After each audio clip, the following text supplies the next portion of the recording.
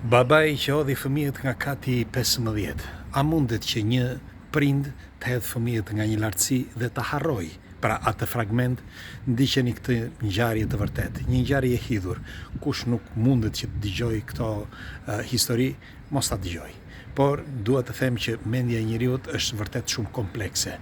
Ndonjëherë është tërbohet kaq shumë sa që harron ose shkëput atë fragment pra që është shokues për mendjen e tij. Si gjithmonë kush është këtu rastisht nëse nuk e keni bërë lidhuni me këtë faqe që të shihemi sërish dhe faleminderit që jemi prerë bashkë. Në vitin 2020 një kinez kishte 2 fëmijë.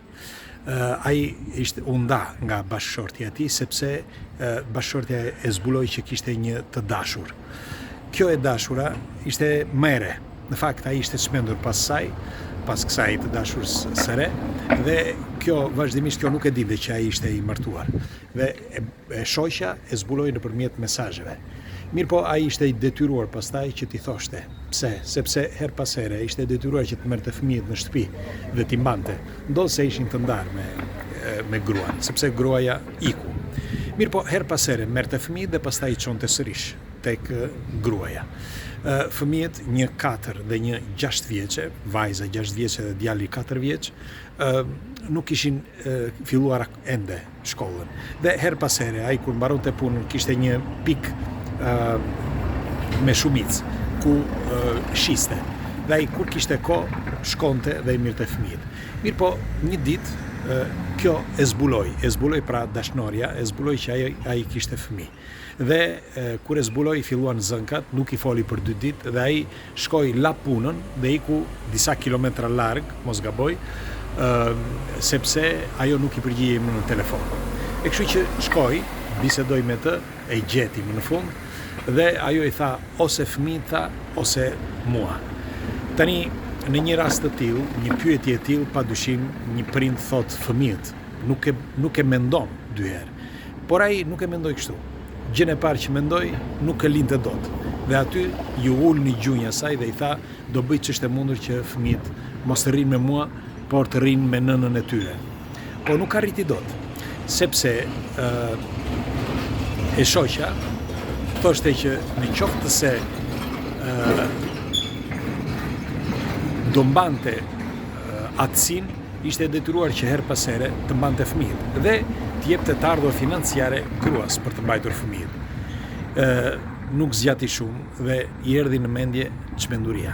Ai mendoi që të vriste fëmijët. Dhe e provoi një herë, ishte një ditë e premte dhe i mori fëmijët në shtëpi, ndajtën me ta, i kërkoi gruas që t'i merrte në shtëpi, mirëpo atë ditë nuk mundi për shumë arsye. Kurse një ditë të diele, pas 8 ditësh parafërsisht, ai bëri atë që nuk e mendonte askush, sepse fillimisht policia mendoi që ishte një aksident. Në fakt, kur gjetën fëmijët, i gjetën poshtë pa jetë nga kati 15 që kishin rënë, menduan se kishin rënë fëmijët.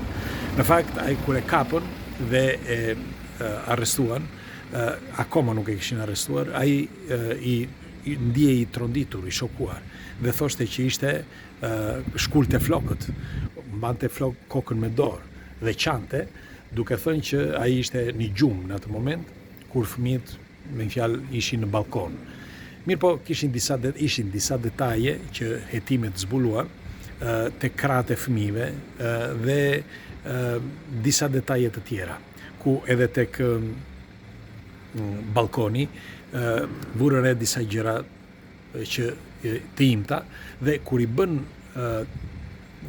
hetimin në trupin e këtij, vurën re që ai kishte të tjera. Tani këto janë vërtet të rënda, sepse të mendosh Zoti i Madh, mos të marri mendjen, të mendosh një fëmijë që mbahet ti, që ka besim tek ty, sepse me atë kishte besim. Vajza, se ishin thonjtë e vajzës me pak fjalë, 6 vjeçare, të mbahet tek ai që ka besim më shumë, pra tek babai i tij, që ai mos ta hedhi dhe është tmerr ta mendosh. Më në fund e arrestuan dhe ai pranoi vrasjen. Duhet të dini që në Kin ka ligje të forta, kështu që atë e dënuan me vrasje me vdekje me fjalë, dhe më duket se e lanë pastaj me qenë se futën në mes edhe dashurën e tij, e lanë me burgim të përjetshëm. Megjithatë, doja t'ju thoshe që si është e mundur që në momentin që bëri këtë akt, pra ai ishte plotësisht i bindur që nuk e kishte bërë. Në fakt u detyruan që ta bënin testin me makineri. Madje vendosën edhe një hipnozë regresive për të kuptuar nëse kishte bërë këtë akt ose jo.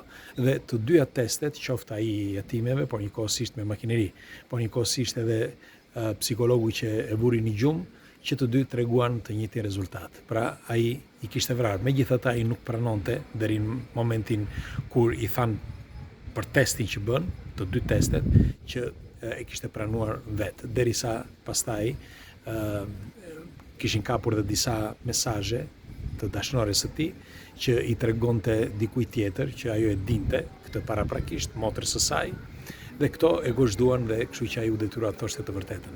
Ndoshta dikush pretendon që ai kishte zhdukur nga mendja e tij atë moment, sepse nuk pranonte në asnjë mënyrë. Megjithatë, unë dua të shtoj edhe diçka për një rast të ngjashëm që ka ndodhur në Amerikë. Padyshim shumë për jush e kanë dëgjuar. Në vitin 2005, një grua italiane që ishte martuar me një të huaj, tregohet që ka ndodhur e njëjta gjë. Ajo ishte në katin e 7, katin e 8 të një pallati, dhe nga momenti që ai e la, sepse i dha lajmin që ai po e braktiste për një grua tjetër, gruaja kapi fëmijën dhe e hodhi nga dritarja. Ç'është e vërteta, pasi e kërkuan që të tregonte nëse ishte vërtet me një fjalë që ajo e kishte hedhur ose jo, sepse s'kishte asnjë shenjë që pse fëmia duhet të hidhej nga dritarja. Mirë po, kishte disa detaje që tregonin që mundet të ishte kështu, sepse fëmia po luante, dhe ndoshta ajo e ka bërë qëllimisht që të luante fëmia pikërisht aty tek dritarja.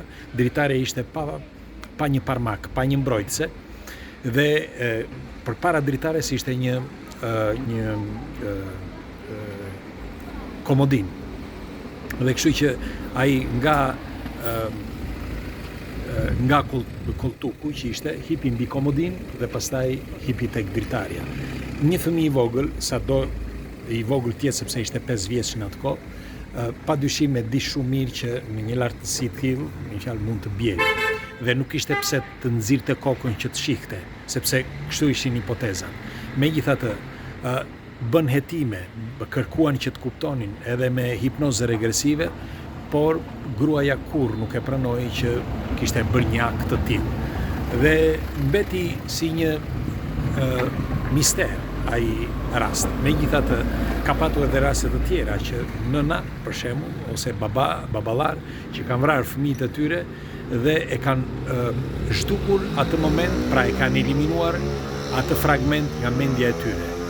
Dhe e di që thash është e rëndë që ta mendosh një gjë të tillë ose që të flasësh për këto argumenta, por doja të tregoja me këtë se ka me mira raste dhe që kur kanë lindur rrjetet sociale, që ka disa njerëz, burra apo gra, të martuar ose jo, kur njohin dikë në rrjetet sociale tërbohen pas tij, sikur të jetë diçka që nuk kanë parë kurrë në jetën e tyre, mashkull apo femër qoftë.